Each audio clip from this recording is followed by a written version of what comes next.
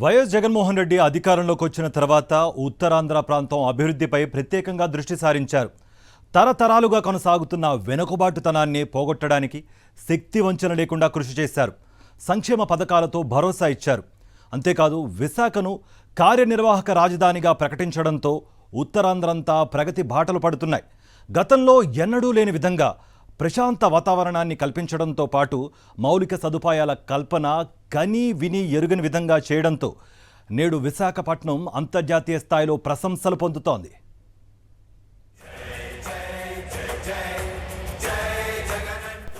ఇంటింటికి జరిగిన మేలు వివరిస్తూ సంక్షేమ సంతకాన్ని ఘనంగా చాటుతూ ముఖ్యమంత్రి వైఎస్ జగన్మోహన్ రెడ్డి చేపట్టిన బస్సు యాత్ర ఉత్తరాంధ్రలోకి ప్రవేశించింది. ఉమ్మడి సీమ జిల్లాలతో పాటు ఉమ్మడి ప్రకాశం, గుంటూరు, కృష్ణ, గోదావరి జిల్లాల్లో కొనసాగిన యాత్ర శనివారం నుంచి ఉత్తరాంధ్రలో కొనసాగుతుంది.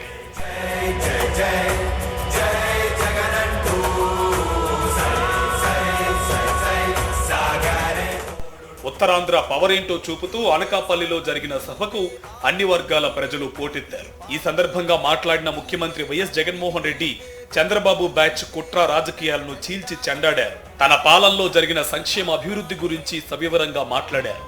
ఉత్తరాంధ్ర అభిమానానికి కృతజ్ఞతలు తెలిపారు.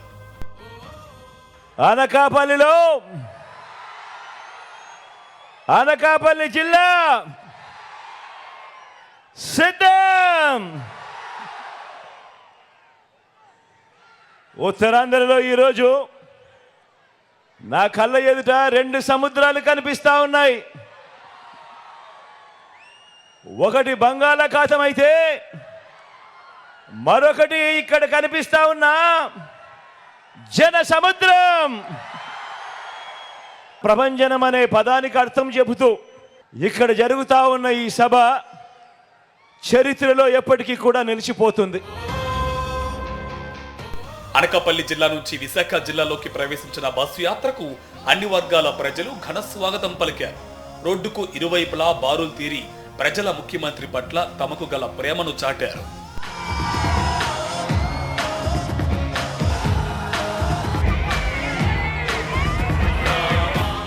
వైఎస్ జగన్ పాలన మొదలైన తర్వాత అభివృద్ధి, పాలనా వికేంద్రీకరణకు ప్రాధాన్యత ఇచ్చారు. ఇందులో భాగంగా ప్రారంభమైన గ్రామ వార్డు సచివాలయాలు, రైతు భరోసా కేంద్రాలు పౌర సేవల్ని ప్రజల గడప వద్దకే తీసుకుపోతున్నాయి. దీన్ని కొనసాగింపుగా పాలనా వికేంద్రీకరణలో భాగంగా 3 రాజధానుల్ని ప్రకటించారు. శాసన రాజధానిగా అమరావతి, పాలనా రాజధానిగా విశాఖ, న్యాయ రాజధానిగా కర్నూలును ప్రకటించి 3 ప్రాంతాల అభివృద్ధికి పెద్దపీట వేశారు. ఎప్పుడైతే విశాఖను పాలనా రాజధానిగా పేర్కొన్నారో అప్పటి నుండి ఉత్తరాంధ్ర అభివృద్ధిపై మరింత ఫోకస్ పెట్టారు సీఎం జగన్. ఈ ప్రాంతానికి 4 మెడికల్ కాలేజీలను కేటాయించారు. దశాబ్దాలుగా ఉద్దానాన్ని పట్టి పీడిస్తున్న కిడ్నీ జబ్బుల సమస్యకు పరిష్కారం చూపుతూ 700 కోట్లతో సురక్షిత మంచినీటి ప్రాజెక్టును నిర్మించారు. దీనికి తోడుగా పలాసలో వైఎస్ఆర్ కిడ్నీ రీసెర్చ్ సెంటర్ను, 200 పడకల సూపర్ స్పెషాలిటీ ఆసుపత్రిని ఏర్పాటు చేశారు.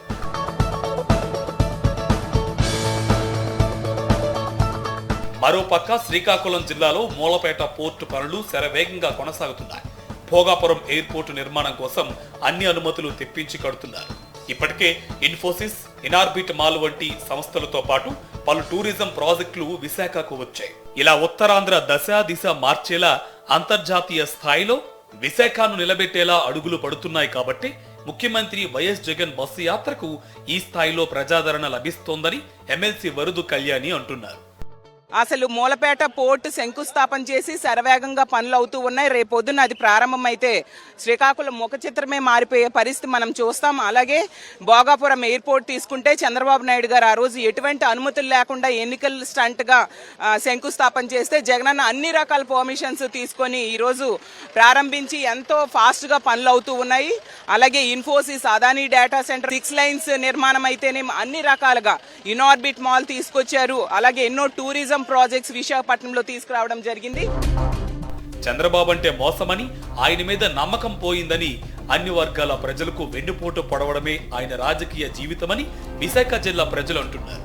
జగన్ అందించిన సంక్షేమ అభివృద్ధిని చూసిన తర్వాతనే ఆయన వెంట నడుస్తున్నామని వారు స్పష్టం చేస్తున్నారు. జగన్ మాకు అందరికీ ఇల్లులు ఇచ్చాడు, మా పిల్లల చదువులకు డబ్బులు ఇచ్చాడు, పేదవాళ్ళకే ఇక్కడ ఇల్లు కట్టుకునే పరిస్థితుల్లో కూడా ఇల్లులు ఇచ్చాడు. ఇంతకుముందు 2014లోనే మాఫీ చేస్తానని చంద్రబాబు నాయుడు గవర్నమెంట్, అప్పుడు ఆ రోజు నేను టీడీపీ ఎంపీటీస్ని మాఫీ చేస్తానంటే ఆ మాటలు విని 3 నెలలు డోకరా కట్టడం మానేస్తాం. బోల్డ్ అంత వడ్డీలు మేము పెట్టుకున్నాం. జగన్మోహన్ రెడ్డి గారు మా అందరి అభిమానానికి దగ్గరే, మాలో ఒక కుటుంబ సభ్యుడిగా, మా అన్నగా, తమ్ముడిగా, మామగా, మా పిల్లలకి మామగా ఉంటూ అందరికీ అన్ని పథకాలు అందేలా సంక్షేమ అభివృద్ధి చేస్తూ మరి రాష్ట్రంలో ఎక్కడా లేని విధంగా అందరికీ అన్ని పథకాలు ఇస్తూ మా అందరి మధ్యలో నిలిచిపోయారు. జగన్ మామే మాకు అందరికీ అమ్మఒడి ఇచ్చాడు, అమ్మ వాళ్ళందరికీ చేయూత పథకం ఇచ్చాడు, ఫ్రీగా ఎడ్యుకేషన్ మంచిగా డెవలప్మెంట్ చేశాడు. గవర్నమెంట్ స్కూల్లో ప్రతి స్టూడెంట్ కూడా ఈరోజు ఇంగ్లీష్ మాట్లాడుతున్నారు.